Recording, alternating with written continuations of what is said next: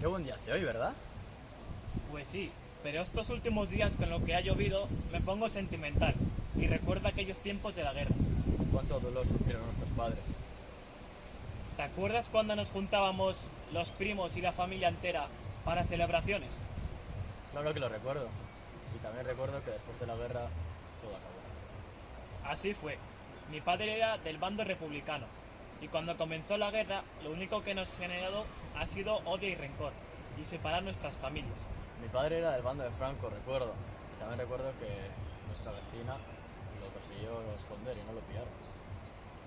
Mucha gente inocente arriesgó su vida para a cambio de nada ayudarles.